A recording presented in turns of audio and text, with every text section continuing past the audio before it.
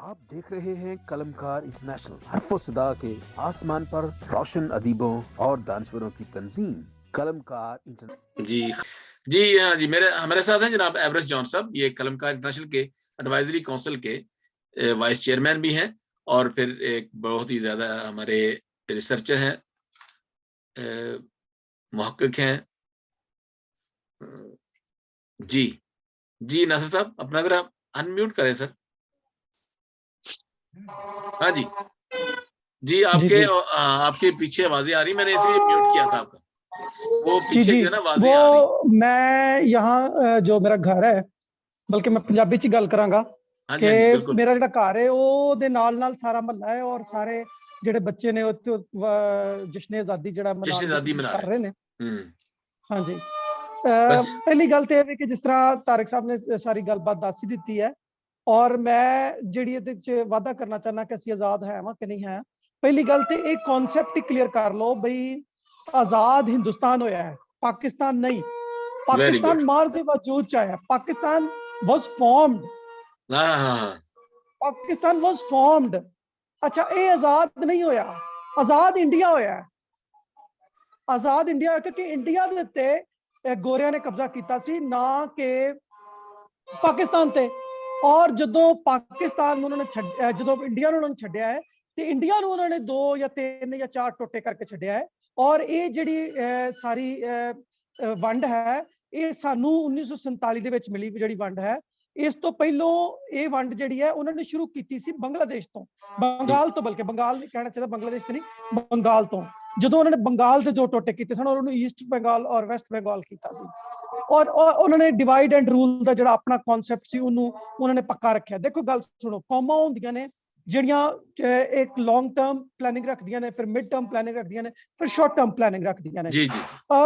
वो अंग्रेज एक कौम सन, उन्होंने अपनी लॉन्ग टर्म प्लानिंग रखी सी कि दुनिया जिथे जिथे भी उन्होंने दे जेरे जगी जिन्ने भी इलाके ने, उन्होंने थले जिन्ने भी इलाके ने, उन्होंने वंड के ते फिर छड्डना ताकि वो इन्ने मजबूत ना हो जान, इन्ने ताकतवर ना हो मुआशी तौर पर, मुआशरती तौर पर, अखलाकी तौर पर, तो साडे वल मूव कर लैण। उन्होंने 70 75 76 साल चाहिए सन, उन्होंने लभ गए। अज जदों तुसीं आज़ादी की गल कर रहे हो तो आज़ादी असीं किस गल तो लैणी सी? असीं ते मंगी नहीं आज़ादी। आजाद ते वो होए ने इंडिया दे लोग, गांधी साहब और उन्होंने लोगों ने आज़ादी मंगी सी। सानू ते आज़ादी देण वाला जिहड़ा है वो प्लांट किया गया सी, उन्होंने ते 1936 दे विच वापस बुलाया गया सी इंग्लैंड तो। जिहड़ी 1906 दे विच मुस्लिम लीग बनी सी, ये ते उस मुस्लिम लीग दा पाकिस्तान ही नहीं। पहली गल ते आवे, अगर किसी नूं नहीं यकीन तो 1906 दे विच और 1911 दे विच जिहड़ा उन्होंने रेजोल्यूशन पास कीते सन नवाब सलीम उल मुल्क ने, वो जरा पढ़ लो तो तुहानूं समझ आ जाएगी कि ये गल ही नहीं हैगी। दूजी गल, दूसरी गल जिहड़ी है कि अज असीं कहने कि इलामा इकबाल ने जनाब 2 कौमी नज़रिया और फलाना फलाना फलाना फलाना, वो जरा पढ़ के ते वेखो। साडे कोल इत्थे मतलब लाहौर दे विच जिहड़ा हैगा मीनारे पाकिस्तान, ਉਹਦੇ ਤੇ ਜਿਹੜਾ करारदाद ਤੇ पाकिस्तान लिखी है, ਉਹਦੇ ਵਿੱਚ ਤੇ ਇਹ ਵਾਲੀ ਗੱਲ ਹੀ नहीं है कि ਅਸੀਂ अंग्रेज़ों तो आज़ादी हासिल करनी है। ਉਹਦੇ ਚ ਤੇ ਲਿਖਿਆ है कि तजवीज़ दी गई सी कि एक अलग मुसलमानां लई ਜਿਹੜਾ वतन यानी स्टेट ਜਿਹੜੀ है एक जिस तरह मतलब not independent state but a state like मतलब हैदराबाद दक्कन सी या जिस तरह कोई होर स्टेट गुजरात एक स्टेट सी या इस तरह की एक स्टेट बना ली जाए। पहली गल ते है। अच्छा, जदों ਇਹ ਤੇ ਗੋਰਿਆਂ ਦੀ ਆਪਣੀ ਮਰਜ਼ੀ ਦੇ ਨਾਲ ਉਹਨਾਂ ਨੇ ਸਾਨੂੰ ਵੰਡ ਪਾ ਕੇ ਦਿੱਤੀ और उन्होंने ਸਾਨੂੰ ਇੱਕ ਅਲੱਗ ਕੰਟਰੀ ਬਣਾ ਦਿੱਤਾ। We were going to be a state, not country। ठीक है, उन्होंने ਸਾਨੂੰ ਕੰਟਰੀ ਬਣਾ ਦਿੱਤਾ। ਹੁਣ रही गल पाकिस्तान ਦੇ ਵਿੱਚ ਕਿ ਜੀ ਉਹ ਵਾਲਾ जिन्हां दा पाकिस्तान नहीं है, फलाना नहीं है, ये दरअसल जिन्हां दा ही पाकिस्तान है। जिन्हां ने ही इस तरह का ही पाकिस्तान बनाया सी, क्योंकि जिन्हां एक ऐसा आदमी सी, देखो गल सुनो, जिहदे कॉल और फेल दे विच 2-2 मिनट बाद तजाद आंदा सी। जदों ਉਹ इस्लामिया कॉलेज ਜਿਹੜਾ ਹੁਣ इस्लामी यूनिवर्सिटी ਜਿਹੜੀ पिशावर है ਉੱਥੇ ਜਾਂਦੇ ਨੇ ਤੇ ਉੱਥੇ ਸਾਰੀ इस्लामियात ਦੀ ਗੱਲ और फलानी गल और टमकानी गल, और जदों स्टेट बैंक ਦਾ ਹੱਤਾ ਕਰਦੇ ਨੇ ਉਦੋਂ पाकिस्तान ਨੂੰ उर्दू ਜ਼ੁਬਾਨ करा दे देना और इस तरह ਦੀਆਂ ਗੱਲਾਂ। लेकिन जिस तरह ही ਉਹਨਾਂ ਨੂੰ मतलब मौका मिलता है किसी ਦੇ मजहब ਦੇ बारे गल करन दा ਤੇ ਫਿਰ ਉਹ फटाफट उस मजहब की गल करना शुरू हो जाते हैं। अकलीयतां ते मौका मिला तो उन्होंने अकलीयतां की गल कर दी। दरअसल इस तरह का ही ਜਿਹੜਾ ना रंग बिरंगा ਜਿਹੜੀਆਂ डब खड़ब्बा ਜਿਹਨੂੰ ਪੰਜਾਬੀ ਚ ਕਹਿੰਦੇ ਨੇ, ਉਹ डब खड़ब्बा पाकिस्तान आउण ਦੀ सोच सी और ਉਹੀ है। रही आज़ादी की गल, ਅਸੀਂ आज़ाद है कि नहीं आज़ाद हाँ? आज़ाद ਅਸੀਂ किस गल दे? ਮਤਲਬ ਬਹਿਸੀਅਤ ਕੌਮ ਮੈਂ ਪਾਕਿਸਤਾਨੀ ਦੇਖ ਪਹਿਲਾਂ ਗੱਲ ਕਰਨਾ ਕਿ ਅਸੀਂ ਮੁਆਸ਼ੀ ਤੌਰ ਤੇ ਗੁਲਾਮ ਹੈ ਵਾਂ ਜਾਂ ਨਹੀਂ ਹੈ। ਜਿਸ ਮੁਲਕ ਦਾ ਜਿਹੜਾ ਹੈ, ਜਿਸ ਮੁਲਕ ਦੇ ਨਾਲੋਂ ਮਤਲਬ ਜਿਹੜੇ ਅੱਜ ਤੋਂ 1973 ਦੇ ਵਿੱਚ ਆਜ਼ਾਦ ਹੋਣ ਵਾਲੇ ਲੋਕ ਜਿਹੜੇ ਨੇ, ਯਾਨੀ 50 ਸਾਲ ਪਹਿਲਾਂ ਆਜ਼ਾਦ ਹੋਣ ਵਾਲੇ ਲੋਕ ਜਿਹੜੇ ਨੇ, ਉਹਨਾਂ ਦੇ ਟੱਕੇ ਦੀ ਵੈਲਿਊ ਸਾਡੇ ਨਾਲ 3 ਗੁਣਾ ਵੱਧ ਗਈ। ਜਿਹੜਾ ਅਸੀਂ ਉਹ ਕਹਿੰਦੇ ਹੈ ਨਾ ਪੰਜਾਬੀ ਦੇ ਵਿੱਚ, ਉਹ ਤੂੰ ਤਾਂ ਟੱਕੇ ਦਾ ਬੰਦਾ ਨਹੀਂ। ਅੱਜ ਅਗਰ ਕਿਸੇ ਨੂੰ ਕਹਿੰਦੇ ਨਾ ਵੀ ਤੂੰ ਟੱਕੇ ਦਾ ਹੈ, ਤੇ ਯਕੀਨ ਕਰੋ ਫਖਰ ਮਹਿਸੂਸ ਕਰੇਗਾ, ਕਿਉਂਕਿ ਅਸੀਂ ਇਧਰੋਂ 100 ਰੁਪਇਆ ਦੇਾਂਗੇ ਤੇ ਅਸੀਂ ਇਧਰੋਂ 350 ਰੁਪਇਆ ਦੇਾਂਗੇ, ਤਾਂ ਉਧਰੋਂ 100 ਟਕਾ ਲੈ ਕੇ ਆਏਗਾ ਤਾਂ ਕਹੇਗਾ ਮੈਂ ਟੱਕੇ ਦਾ ਵਾਂ। ਅੱਲਾਹ ਦਿੰਦਾ ਜੀ, ਉਹਨਾਂ ਦੀ ਵੈਲਿਊ ਸਾਡੇ ਨਾਲ ਬਹੁਤ ਅੱਗੇ ਵੱਧ ਗਈ ਹੈ। ਮੁਆਸ਼ਰਤੀ ਤੌਰ ਤੇ ਹਾਲਾਤ ਇਹ ਨੇ ਕਿ ਮੁਆਸ਼ਰਤੀ ਤੌਰ ਤੇ ਆਜ਼ਾਦੀ ਦਾ ਲੈਵਲ ਇਹ ਵੇ ਕਿ ਅਸੀਂ ਅੱਜ ਵੀ, ਬੜੀ ਮਾਜ਼ਰਤ ਨਾਲ ਮੈਂ ਗੱਲ ਕਰਨ ਲੱਗਾ ਕਿ ਲੇਕਿਨ ਬਹਰਹਾਲ ਇੱਕ ਗੱਲ, ਇਹਦੇ ਨਾਲ ਕੋਈ ਫਰਕ ਨਹੀਂ ਪੈਂਦਾ। ਅਸੀਂ ਮੁਆਸ਼ਰਤੀ ਤੌਰ ਤੇ ਵੀ ਜਿਹੜੇ ਜਿੰਨੇ ਵੀ ਮਤਲਬ ਰੀਤੋ ਰਿਵਾਜ ਨੇ ਉਹਨਾਂ ਨੂੰ ਚੇਂਜ ਕਰਕੇ, ਤੇ ਜਿਹੜੇ ਦੂਸਰੇ ਮੁਲਕਾਂ ਦੇ ਭਾਵੇਂ ਗੋਰੇ ਨੇ, ਭਾਵੇਂ ਦੂਸਰੇ ਨੇ, ਭਾਵੇਂ ਤੀਸਰੇ ਨੇ, ਭਾਵੇਂ ਇੰਡੀਅਨਸ ਨੇ, ਅਸੀਂ ਉਹਨਾਂ ਨੂੰ ਫੋਲੋ ਕਰਨਾ ਜ਼ਿਆਦਾ ਅੱਛਾ ਸਮਝਦੇ ਹਾਂ। ਔਰ ਜਿਹੜਾ ਕੋਈ ਪਾਕਿਸਤਾਨੀ ਮੁਆਸ਼ਰਤੇ ਮੁਤਾਬਕ ਜਾਂ ਪਾਕਿਸਤਾਨੀ ਗੱਲ ਦੇ ਵਿੱਚ ਗੱਲ ਕਰੇ, ਮੁਆਸ਼ਰਤੀ ਹਾਲਾਤ ਤੇ ਇਹ ਨੇ ਕਿ ਤੁਸੀਂ ਪੰਜਾਬ 'ਚ ਰਹਿ ਕੇ ਪੰਜਾਬੀ ਬੋਲ ਨਹੀਂ ਸਕਦੇ, ਪੰਜਾਬੀ ਪੜ੍ਹ ਨਹੀਂ ਸਕਦੇ, ਪੰਜਾਬੀ ਲਿਖ ਨਹੀਂ ਸਕਦੇ।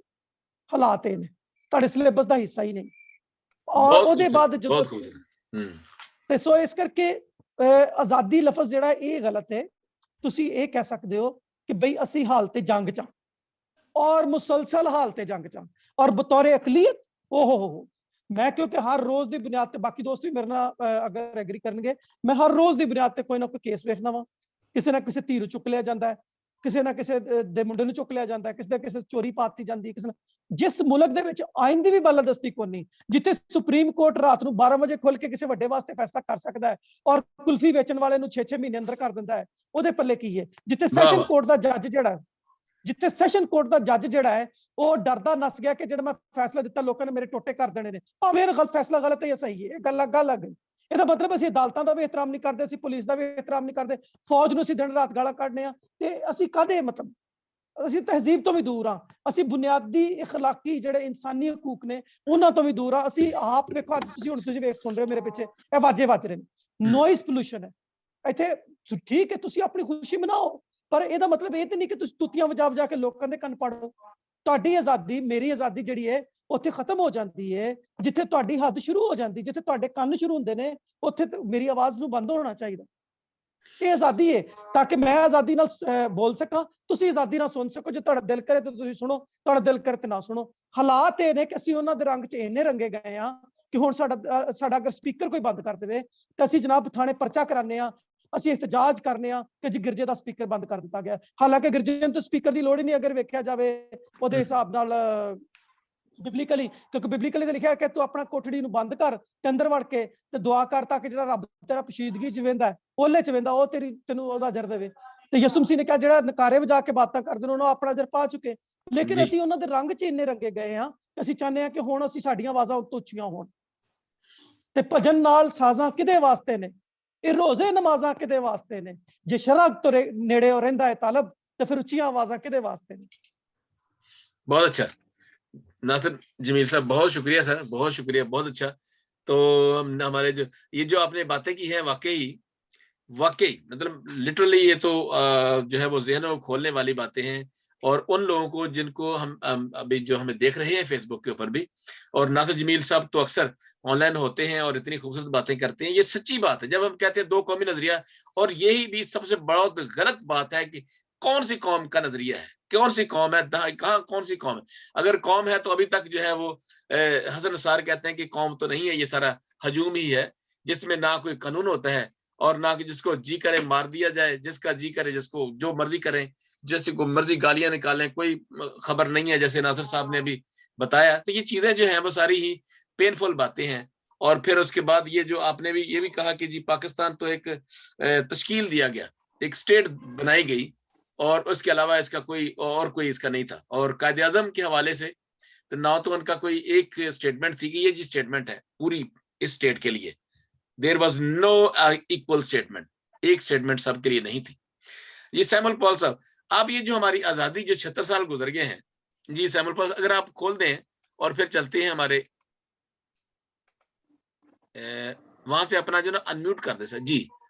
तो ये आज़ादी जो हम गुजार रहे हैं, या आज़ादी जो हम मना रहे हैं, और मुझे जब उस वक्त तकलीफ होती है जब पाकिस्तान के अंदर रहकर جو چرچز ہیں, جو پادری صاحبان ہیں, وہاں پہ وہ کیک کاٹ رہے ہوتے ہیں اور وہاں پہ غیر دوسرے لوگوں کو بلا رہے ہوتے ہیں, غیر مسیحوں کو بلا رہے ہوتے ہیں, جبکہ وہ دوسرے مذاہب کے جو لوگ ہیں اپنے اپنی جو عبادت گاہوں میں ایسا کام نہیں کرنے دیتے, نہ وہ ایسا کام ہوتا ہے. یہ ہمیں جو ہے یا تو ہمیں خوف آتا ہے یا ہمیں کوئی اس کے رنگ میں, جیسے جمیل صاحب نے ابھی بتایا, ناصر جمیل صاحب نے بتایا کہ ہم ان کے رنگ میں اتنے رنگ گئے ہیں کہ ہمیں جو ہے وہ ہمیں کچھ نہ کچھ نظر آنا ہے, دکھانا کچھ اور ہے, کرنا کچھ اور ہے. یہ بڑی منافقت سی جو ہے وہ بڑی بات ہے. آپ آزادی کے بارے میں کیا کہتے ہیں کہ پاکستان آزاد ہوا نہیں ہوا, آزادی کیا ہے, اور ہمیں مطلب مسیحوں کو یا اقلیتی مذہب جتنے بھی لوگ ہیں مذہبی اقلیت, ان کو آزادی ہے یا نہیں ہے؟ جی سر. ڈاکٹر صاحب تھینک یو ویری مچ. میں ناصر جمیل صاحب سے ان کی آخری باتوں سے بہت زیادہ اتفاق کرتا ہوں. جی جی, اور بڑی پیاری باتیں تھی اور بہت اچھے طریقے سے انہوں نے چیزوں کو نا کور کر دی. اچھا سر, اب بات یہ ہوتی ہے کہ آزادی صرف پاکستان یا انڈیا آزاد نہیں ہوا, جی جی, اور بھی بہت سی کنٹریز آزاد ہوئی ہیں. تو بات یہ تھی کہ ہم اپنی آزادی کو کس طرح لیتے ہیں, یہ کچھ چیزیں ہمارے اوپر بھی ڈپینڈ کرتی ہیں. ایگزیکٹلی.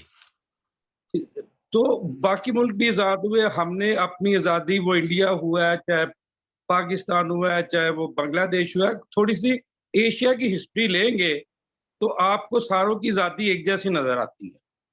ایگزیکٹلی.